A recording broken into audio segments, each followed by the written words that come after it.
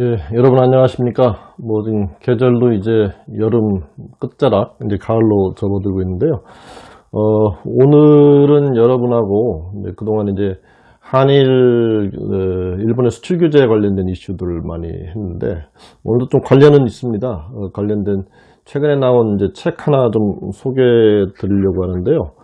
그 총균세를 쓴 세계적 석학이 있죠. 제레드 다이아몬드, UCLA 교수인데, 이번에 이제 대변동이라는 책을 썼습니다.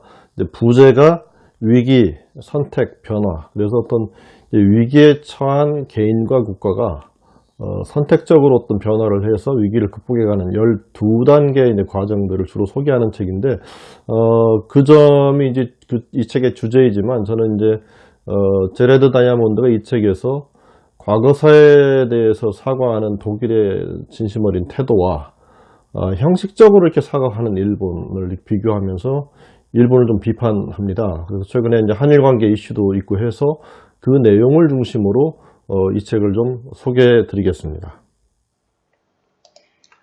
1970년 12월 7일 폴란드의 수도 바르샤바.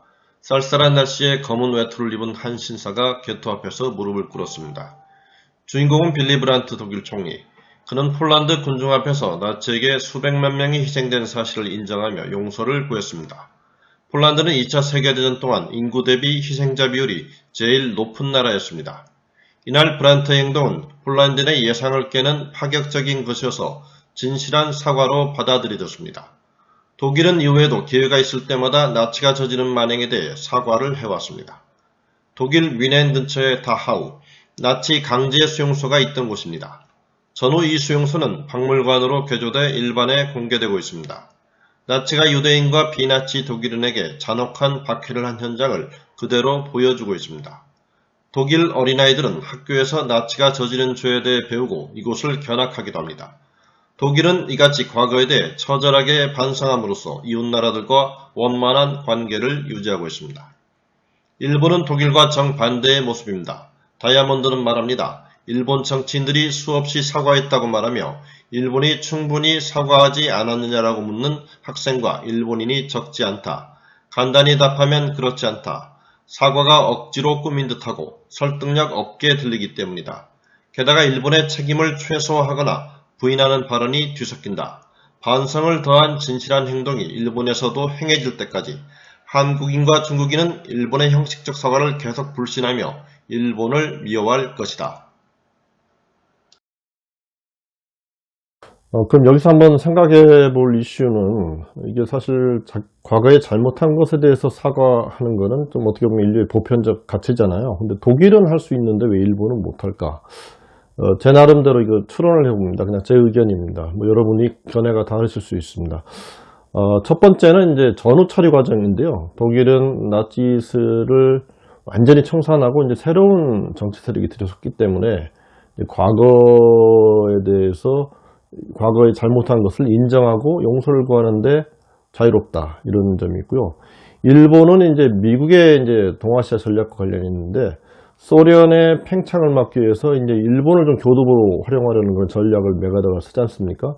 천황을 인정하고, 그러니까 전쟁의 처리가 좀 불안전했죠. 그러다 보니까 과거의 세력이 그대로 이렇게 연장돼가는 그런 구조이기 때문에 자신들이 한 잘못에 대해서 부정을 하고 사과하는데 인색하다, 이런 이제 정치 사회적 구조가 하나의 요인일 것 같고, 또 하나는 철학 문학적 이슈일 것 같아요. 독일은 어찌됐건 문사철의 나라이고 예술, 그 다음에 휴머니즘의 가치가 존중되는 나라 아니겠습니까? 그러니까 사과하는데 어떤 문화적 배경이 있다. 근데 일본은 쭉 역사를 보게 되면 사무라이 중심의 무사 문화입니다. 그러니까 가치보다는 이제 실리를 중시하는 그런 문화이기 때문에 인류가 갖는 그 보편적 가치에 대한 공감대나 존중이 약하다. 이렇게 두 가지로 한번 저는 분석을 해보겠습니다. 다이아몬드는 대변역에서 일본 경제의 장래에 대해서 강한 경고를 하고 있습니다. 막대한 규모의 정부 부채와 저출산, 고령화 추세의 문제점을 지속하면서 반드시 바꿔야 할 태도 3가지를 지적합니다. 첫째, 일본은 자연자원을 지속가능하게 수확하려는 국제사회의 노력을 선도하지 않고 무제한적으로 확보하려는 욕심을 좀처럼 거두지 않고 있다. 둘째, 2차 대전 당시의 잔혹행위에 대해 책임을 통감하지 않고 있다. 셋째, 정직하고 현실적인 자기평가가 부족하다. 다이아몬드는 이번 책에서 다양한 주제를 다루고 있습니다. 다이아몬드는 전 세계를 위협할 문제로 핵무기 폭발, 기후변화, 세계적 자원 고갈, 세계적 차원의 생활 수준 불평등 등 4가지를 지적합니다. 미국에 대해서는 2장을 할애해서 심층 분석합니다.